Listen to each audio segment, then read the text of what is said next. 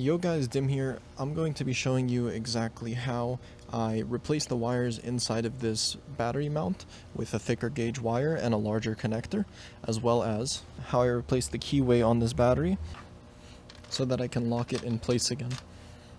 So here's my e-bike. It's actually been a very long time since I last worked on it. In my most recent video, you can see that I've added this connector down here. This is just an XT90 connector. The purpose of it is that I'm able to attach a cart on the back that allows me to use a really big golf cart battery. However, what I have done is I've removed the frame battery here, and I want that back. So that's what we're going to do right now, is we're going to put the frame battery mount, and we're also going to have to figure out a way to wire it back up to the controller. So here's just a box of parts from this bike and probably from other bikes too. Here's the aerial rider battery. This is the original battery that came with this e-bike. As you can see, I've removed the keyway here. It's just a hole. That's because the person who sold me this battery actually didn't have the key. So I lockpicked it and then I just completely removed it. And to be honest, I do not know where I put it, and I may have to order a new one. And here is the frame mount. As you can see, I've cut the wire off because I had to reuse that connector. But anyway, this battery is probably pretty low on charge, so I'm gonna go get that plugged into a charger. Alright, so I've just roughly placed this bracket onto where it's going to be sitting, and I just mounted one screw in there to hold it in place. So this is where the battery bracket is going to be sitting, and if you look right here, I've already cut this wire. So what I need to do now is solder on a new wire and connect it to this XT90 connector. So we can actually open this up, and inside of here we'll be able to solder almost directly to these pins.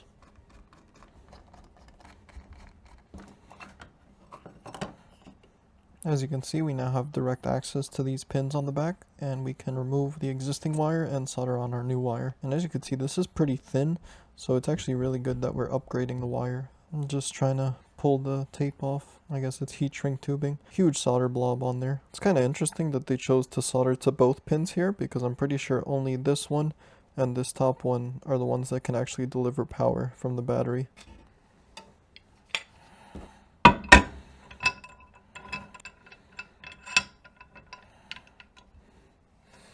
I'm going to try using this soldering iron first, and if it doesn't have enough thermal output, I'll switch to a bigger soldering iron. This is the Weller 260 watt / 200 watt soldering gun.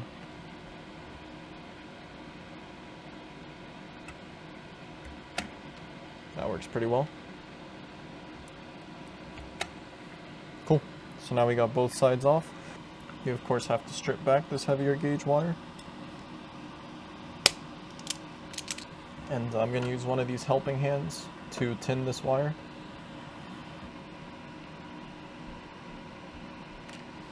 Let's go ahead and position it so that we can solder it onto there. That did not go well. So I managed to clear out the solder, not exactly intentionally, but I think this will make it easier. So I'm going to strip this back and try again. So I think with this setup, if we just pour solder over it, it should be good.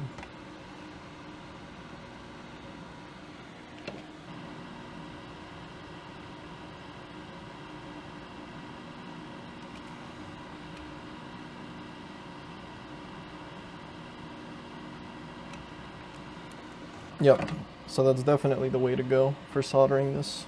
Let's go ahead and flip it around, and I'm gonna try removing the solder blob from there. So I do have some solder wick here.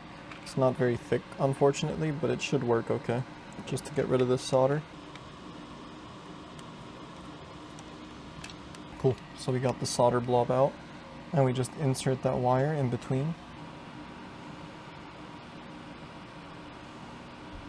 So that's all the soldering done on this side. I'm just going to clean up this solder paste here.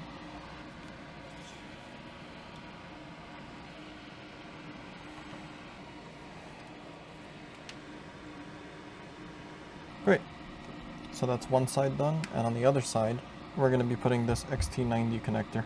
This XT90 has plus and minus markings on it, so I'm just going to follow that because that's what I already did. As you can see, this is the current e-bike, and if we put this XT90 connector on there, we have the plus going to the red, the minus going to the black. So that is in fact correct. So of course, before we solder these, we're going to have to slide some heat shrink on.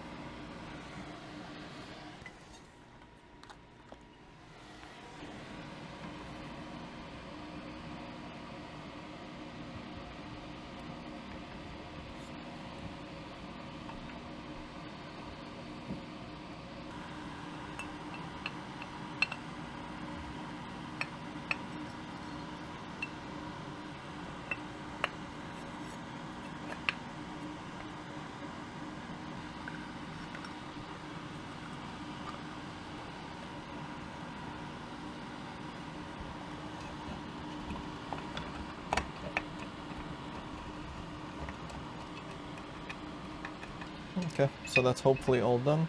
What I want to do is plug in the battery and use a multimeter to just check the voltages here, to make sure we didn't accidentally reverse positive and negative. And just to be extra careful, I'll check continuity from here to here. If somehow I shorted something and I didn't notice, I don't want to plug in the battery and then have it, you know, dead short, potentially burn something or even cause a thermal runaway, who knows.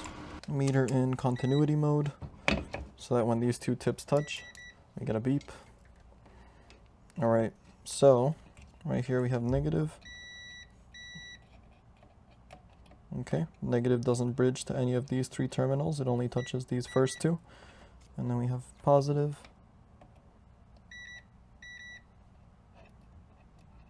Okay, positive doesn't touch these bottom three terminals, which means we're good. And between these two, it's open loop, so we're good. Now let's plug in the battery and check our DC voltage. There's our meter. And so if we touch negative and positive, we get 53.3 volts, which is good because our battery's at full charge. So that's what we should be reading.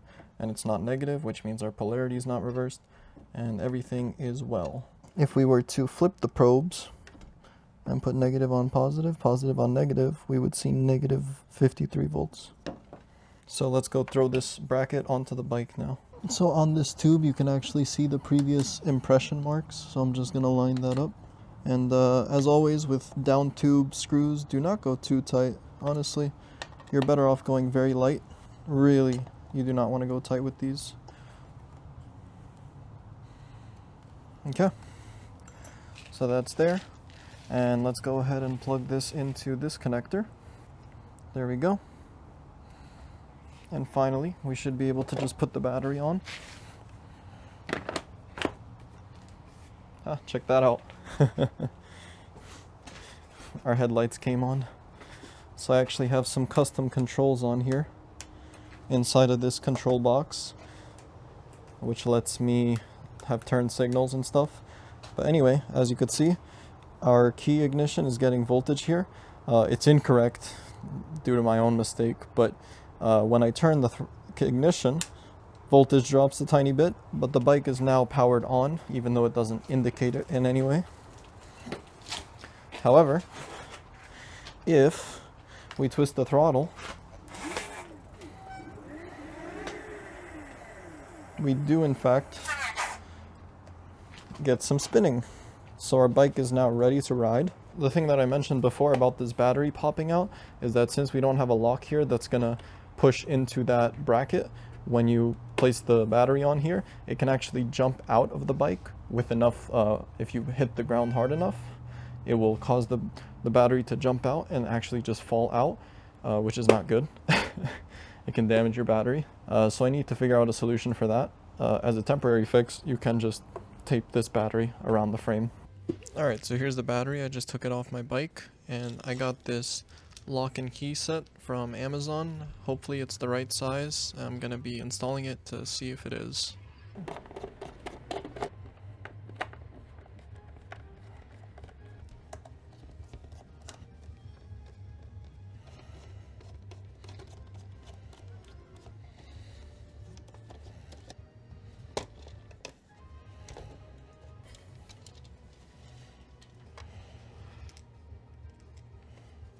So as you can see, all these holes line up. I just gotta find the correct screw for that. Here I have M3, M4, and M5 screws. I'm hoping it's one of these.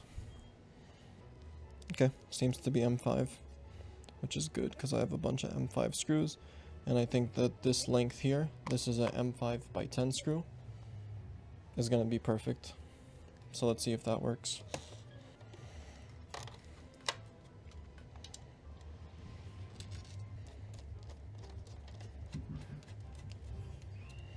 Okay, that's nice and snug, and let me get the other screw. Both of those are nice and snug. So now, the cover that slides into that has like a little rubber ring on it that I'm going to insert.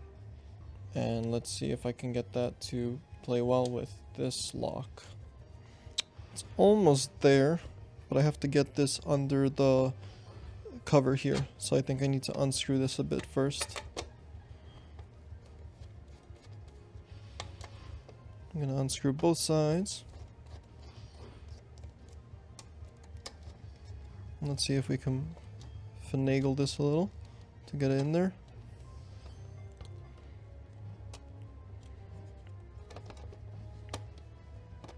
Alright, now that looks fully lined up and we can screw it back in.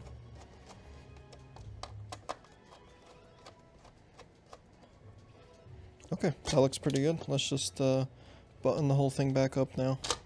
Okay, everything looks pretty nicely lined up, and now I just have to put all the screws back in.